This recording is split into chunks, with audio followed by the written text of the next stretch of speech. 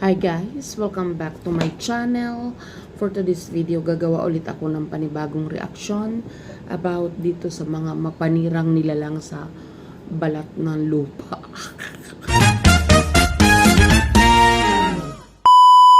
So ayun guys, ang gagawan po natin ngayon ng reaction, ito shout out sa'yo, Rufina de la Cruz. Oo, Rufina de la Cruz. Ayan. Shout out na kita Pangalawang beses ko na sa yung pag-content ito. Ngayon, isa-shout out lang muna kita. Pero next time, ibabalandra ko na yung pagmumukha mo dyan para makita ng mga kamag-anak mo kung gaano ka kawalang hiya. Oo, 'di ba?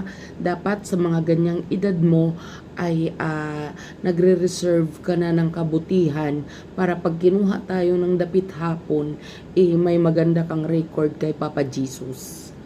'Di ba? Pero ang ipinapalaganap mo ay kasamaan. Alam mo 'yun? Kasamaan na to the point na wala ka namang ambag ni katiting sa mga bagay-bagay. Kumbaga, nanonood ka lang naman. Nanonood ka lang sa video, kahit sa ang video, 'di ba? Dapat nag-aano kay ang alam mo 'yun, ang ini-spread mo ay love at respect at positivity, pero ang ipinapalaganap mo ay kawalang hiyaan. Oo, kawalang hiyaan. Alam mo, sa edad mong ganyan, dapat ang ini-invest mo sa sarili mo ay kabutihan, yung kung paano rumespeto sa kapwa-tao. Pero ang dami mong bitterness sa buhay. Hindi na lang ito pangalawang time ko ng pag-content to. 'Di ba? Hindi ko alam kung saan ka humuhugot ng kapal ng mukha para lapastanganin ang pagkatao ni Krishna. 'Di ba? May edad ka na. For sure, nasa mabuti naman yung katayuan mo. Pero ang hindi ko lang ma-sure kung yung pinaggagawa mo ay alam ng mga anak mo kung meron man o ng pamilya mo.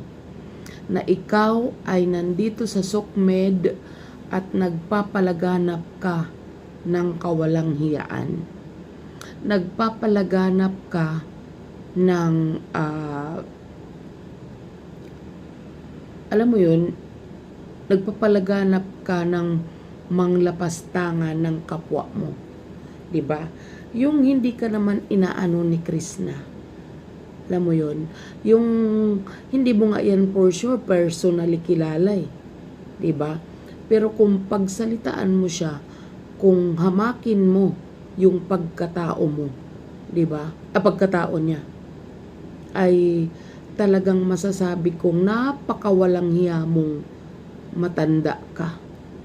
Puryagaba, pero hindi ka makakagaba kasi alam mo yun, walang hiya ka 'di ba? Hindi naman mabuti yung ipinapalaganap mo.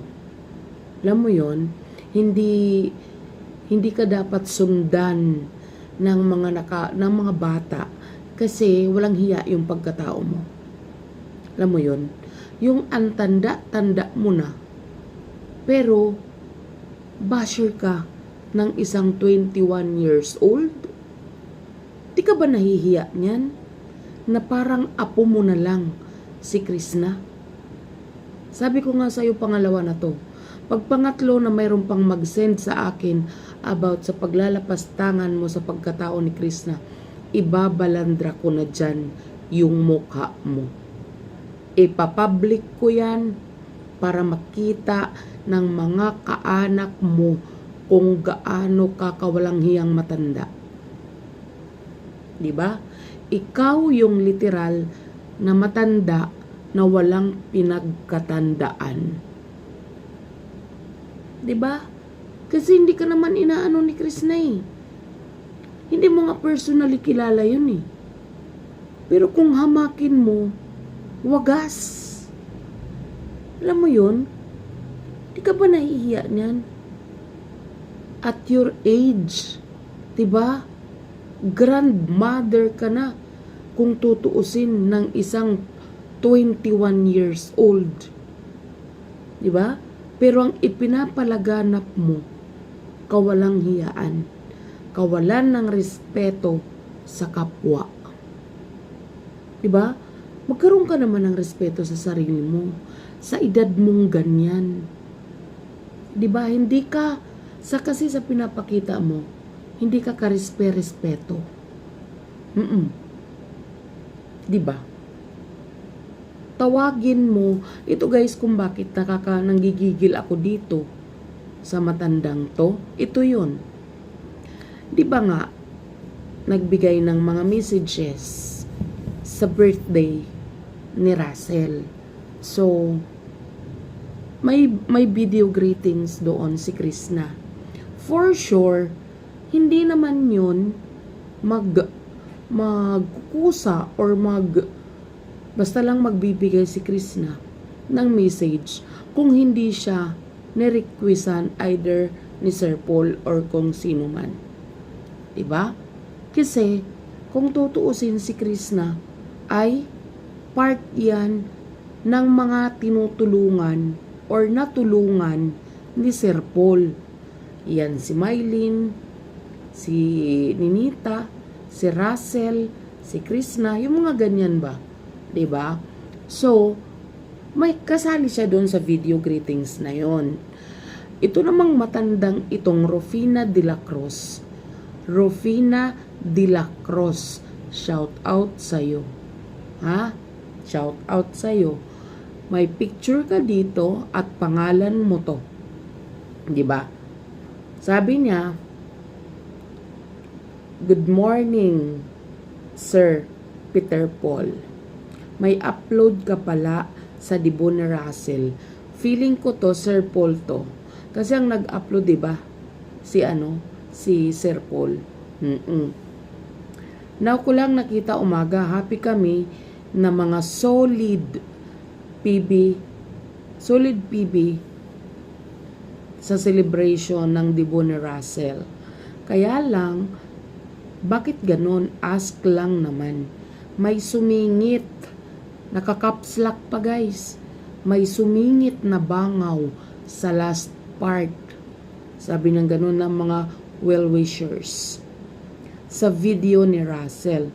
Nagtatanong lang po, may tawa pa siya. Nakakasad naman, nawala tuloy yung saya ng celebration. Nasamahan kasi ng bangaw. Napakagaga mong matanda ka. Alam mo, ikaw yung klase ng matanda na walang pinagkatandaan. Napakahalimaw mo. Oo. Di ba? Mas masahol ka pa sa bangaw na pinapangalan mo kay Krishna. Diba? Ang kapal ng mukha mo. Alam mo yung wala kang ambag sa party na yun. Tapos, sasabihin mo hindi naging masaya. Ang saya-sayang anong birthday? Ano ka, bulag? Hindi ka lang mapanira, bulag ka pa. Diba? Napakalapastangang matanda. Diba? Di ka na lang kunin ng dapit hapon para hindi ka nagkakalat ng kawalang hiyaan sa social media. Diba? Tawagin mong bangaw si Krishna. Ikaw mas masahol ka pa sa bangaw. Alam mo yun? Yung bangaw na nasa mga tambakan ng basura, ikaw yun. Oo, ikaw yun. Sabi ko nga sa'yo, pangalawa na to, pag may pangatlo, ibabalandra ko na yung pagmumukha mo sa sukmed para makita ng mga kaanak mo kung gaano ka kawalang hiya. Alam mo yun? Yung mukha mo ay para, mas maganda pa nga yung bangaw sa mukha mo. Oo, ako pangit, ako accepted ko yan, pero hindi ako taong mapaglapastangan sa kapwa. Di katulad mo.